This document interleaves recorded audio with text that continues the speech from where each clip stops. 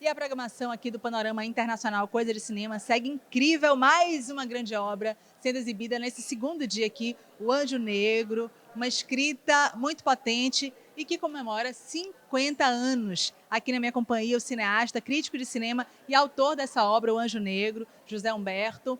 Você escreve esse filme aos 19 anos, recém-formado em ciências sociais. O que te inspirou naquela época a fazer essa escrita? Bem, eu já fazia cinema, né?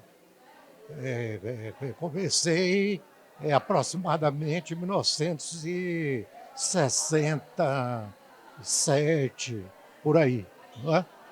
Então, independente de ser roteirista com o Anjo Negro, eu já escrevia também como crítico de cinema nessa época, no Jornal da Bahia, não é?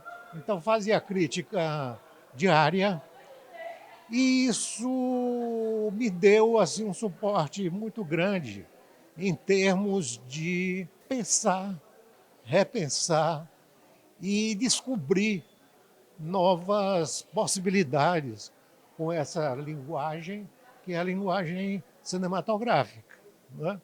Porque a minha geração é um pouco posterior, mas teve muita relação, por exemplo, com a Nouvelle Vague francesa. E, esse pessoal que revolucionou o cinema, sobretudo na Europa, e depois percorreu vários outros continentes, a exemplo do Brasil, né?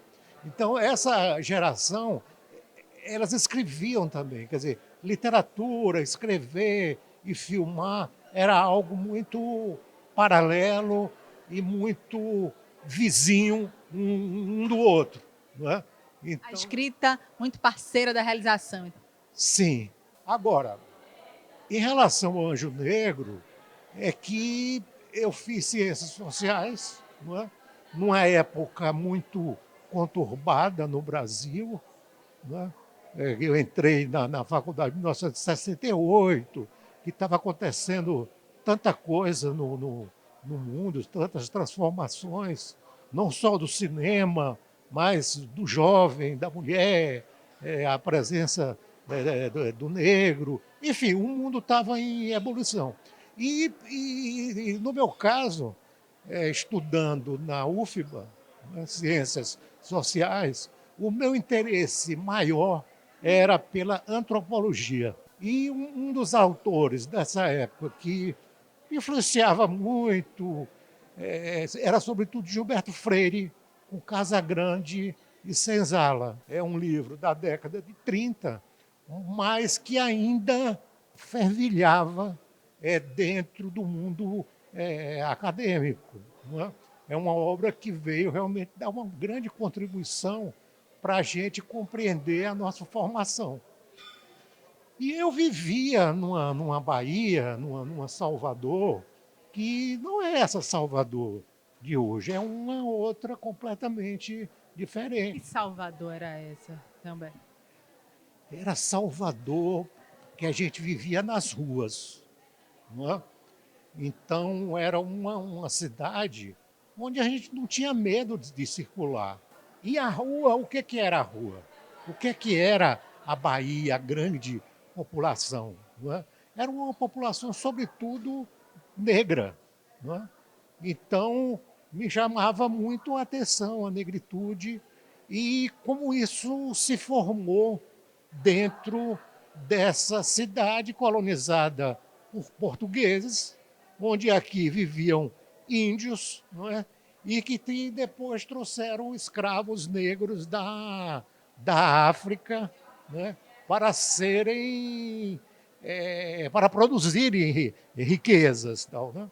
Assim como escravizaram os negros, escravizaram os índios também. Mas só que os índios já é outra história, compreende?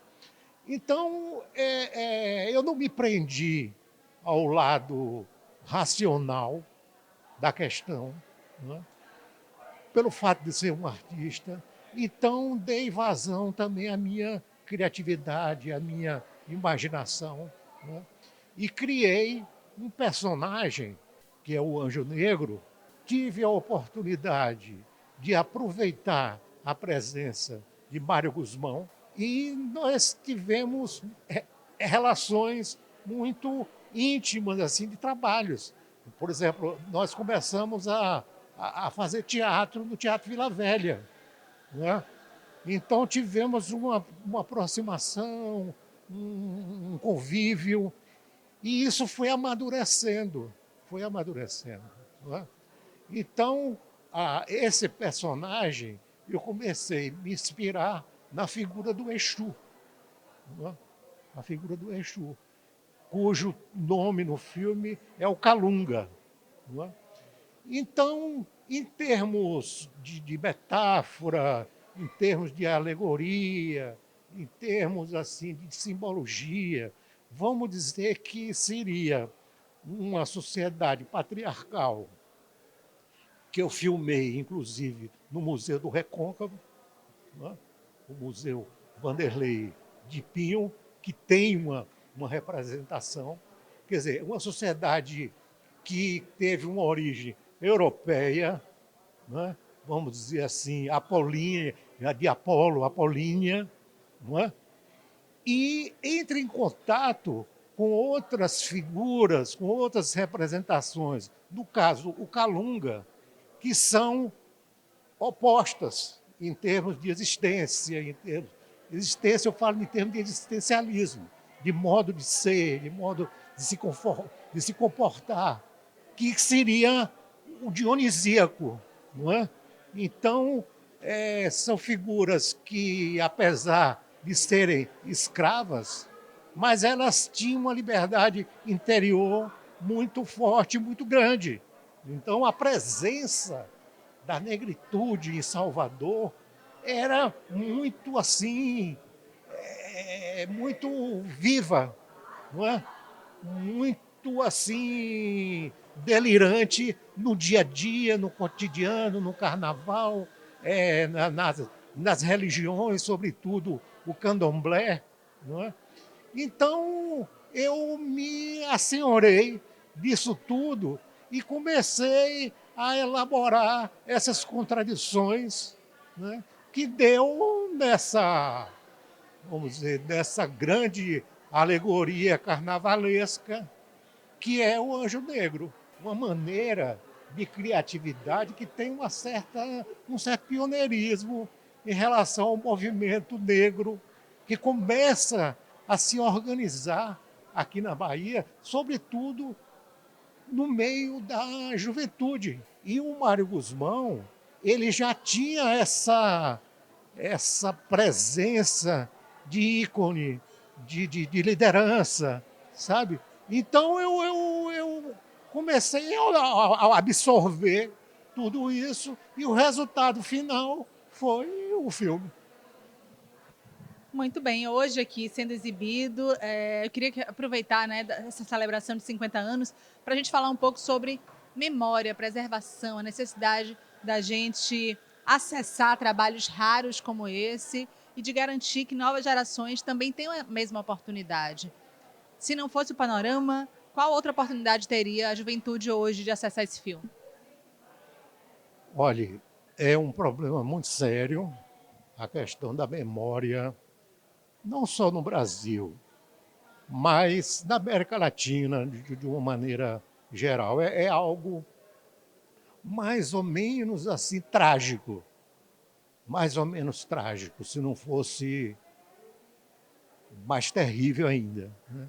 Para você ter uma ideia, esse filme, se não fosse por mim mesmo, como autor, como produtor, como realizador independente, então, que lutei para preservar o filme. Então, guardei os negativos, porque é feito em película, né? Tudo, na época, eu sou de uma geração da película, 35 milímetros, colorida, tal, tal.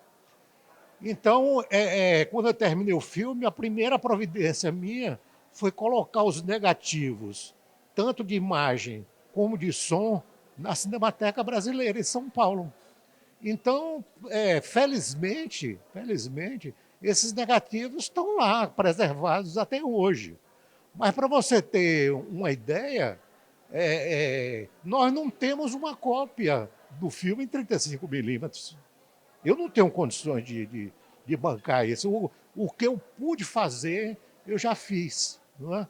Então, os órgãos públicos precisam ter uma intervenção em relação a isso muito, muito forte, sabe? Para preservar as nossas imagens, os nossos sons, não é? Preservar a nossa maneira de ser, que é tão rica, que é tão importante e que contribui fundamentalmente para o desenvolvimento da nossa potencialidade. Não é? E essas imagens, esses sons, eles estão desaparecendo, sabe? Estão desaparecendo. Então, é o momento de se parar para se refletir sobre essa questão. Aliás, são tantas outras questões, né? Tantos desafios para o audiovisual, para a cultura como um todo, para os artistas. É a memória, é a produção, é a distribuição, não é? Enfim, é a circulação de ideias, a circulação, o movimento, não é? Dos jovens com os outros que já estão mais amadurecidos. Né?